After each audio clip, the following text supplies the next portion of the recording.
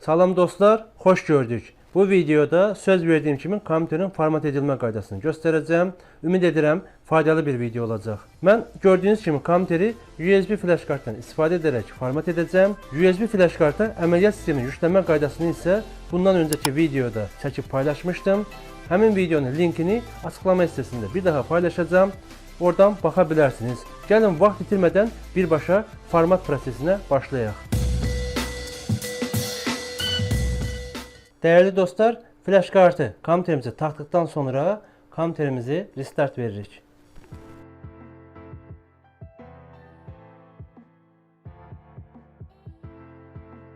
Kompüter restart etdikdən sonra gördüğünüz kimi ekranda belə bir düymə çıxdı və mən escape düyməsini vurmaqla bu pəncərənin aktiv olduğunu göstərmiş oldum. Gördüğünüz kimi burada boot menu F9 göstərir. Təbii ki bunu birbaşa düymələri də daxil etməklə aktiv edə bilərsiniz. Bəzi kompüterlərdə boot menu düyməsi fərqli bir düymə olmuş ola bilər. Ona diqqət etmək lazımdır. Biz burada F9 düyməsini vururuq və gördüyünüz kimi bizim daxil etdiyimiz flash kart burada görünmüş olur. Klaviaturada oxlarla ora gəlmiş oldu və həmin flash kartı seçdik. Enter düyməsini vururuq. Bu proses başlamış oldu. Burada isə biz kompüterimizdə hansı dildə olduğunu seçməliyik. Gördüyünüz kimi burada ingilis dilidir. Mən də ingiliscə olmağını istəyirəm və buradan ingilis dilini qalır, next deyirəm. Next dedikdən sonra install now düyməsinə vururuq.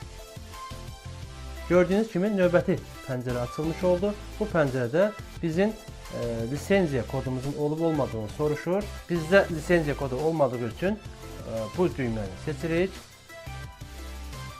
Bu açılan pəncərədə isə biz Windows 10'un hansı növünü seçmək istədiyimizi seçirik. Mən burada Windows 10 Pro'nu seçmiş oluram. Next deyirəm. Burada da təbii ki gələn qaydanı, şərti oxumalıyıq. Biz bu düyməni seçirik. Bu lisenziya qaydası ilə tanış olduğumuzu seçirik və bunu qəbul elədik. Next düyməsinə vururuq. Bu hissədə isə biz ikinci hissədə olan bölməyə keçid edirik. Üzərində vurduq. Gördüğünüz kimi bizim hard diskimizin hissələri burada görünmüş oldu. 304 GB bizim C diskimiz və 626 GB D diski olduğunu görürük. Burada əlavə olan fayllar isə bizə bəzi faylların yüklənməsi üçün yer ayrılır, onu göstərmiş olur. Biz burada qərar vermişik ki, kompüterimizin C diskini format edəcəyik və ona görə də biz C diskini seçirik. C diskini seçdiyinizdən əmin olduqdan sonra burada format edərək içindəki materialları silə bilərsiniz və yaxud da ki delete düyməsini vururuq. Mən delete düyməsini vururam, OK dedim. Həmin diski silirəm və eyni zamanda bu diskləri də təzəlləmək üçün silirəm. Burada görürük ki artıq bizim D diskimiz buradadır və C diskimiz isə bu şəkildə görünmüş olur və mən new deməklə təzədən bir disk formalaşdırmalıyam. Ondan ötürü new-nu vururam. Özü avtomatik olaraq burada ölçüsünü göstərmiş oldu. Qeyd edim ki biz burada C və ya D diskini də bir neçə hissəyə parçalaya bilərik.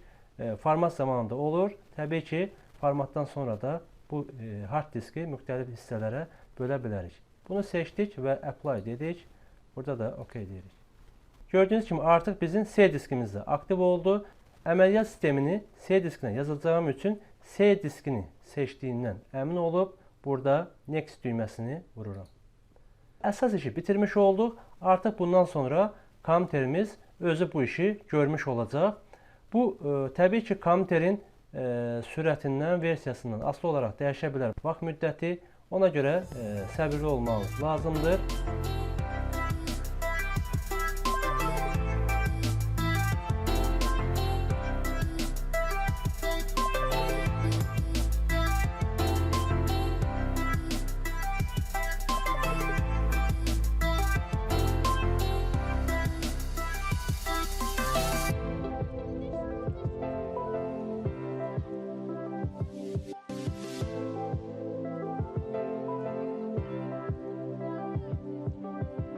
Belə bir pəncərə gəldi. Bizim olduğumuz bölməni seçmemizi istəyir. Azərbaycan seçdik və yes dedik. Klaviatura dili olaraq İngilis dili əlavə edirik. Buradan seçirik. Və ikinci bir klaviatura dili əlavə etməyimizi istəyir. Add layout deyirik. Azərbaycan dilini buradan öncədən əlavə edirik. Təbii ki, bunu sonradan da əlavə edə bilərik. Azərbaycan Latin dili seçdik və next dedik və yenidən burada seçib add layout dedik. Bu prosesdən sonra internetə qoşulma mərhələsidir. İstəsəz indi qoşula bilərsiniz və yaxud da ki I don't have internet deyib sonradan qoşula bilərsiniz. Mən indidən qoşulmuş olacağım. Parolu daxil etdikdən sonra next düyməsini vurduq və artıq internetə qoşulmuş oldu və next deyirik növbəti mərhələyə keçmək üçün.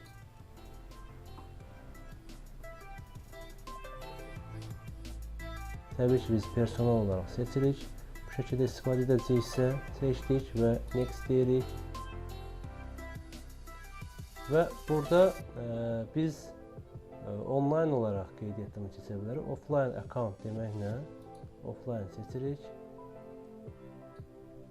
Və bura ad qoyuruq. Kompüterimizə ad qoyuruq. Kompüterimizin adı hansı şəkildə olsun? Bu şəkildə mən yazdım IboArt və next deyirəm. Parol burada əlavə edə bilərik və etməyə bilərik. Sonradan da əlavə edə bilərik. Mən parol daxil eləmədim. Next dedim. Əlavə edirik. Accept deyirik. Buradan əlavə bir şeylər istəmirsinizsə accept dedim mən.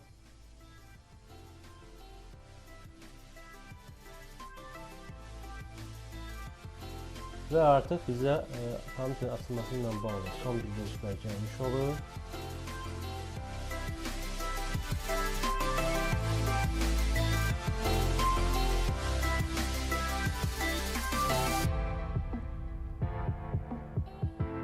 Formatlama işini bitirmiş oldu və gördüyünüz kimi kompüterimiz açılmış oldu. Və burada biz nələri əlavə edə bilərik ilk olaraq? Burada ekranda sağ düyməni vurub bu hissədən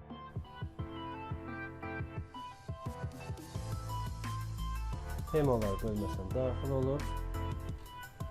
Desktop icon setting seçib və computer users files bu kimi ikonları ekrana gətirə bilərik. Bunun üzərinə girdiyimiz anda bizim C diskimiz və D diskimiz əslində yer dəyişikliyi olub. Bunu da təzədən özümüz dəyişə bilərik və burada da həmin fayllarımız qalmış olduğunu görə bilirik. Və bu şəkildə biz format prosesini yekunlaşdırmış olduq. Təbii ki, bundan sonraki update məsələsi var. Kompüterimizi update etməliyik və bəzi faylları, proqramları yükləməliyik. Bu video bu qədər. Sağ olun, görüşərik.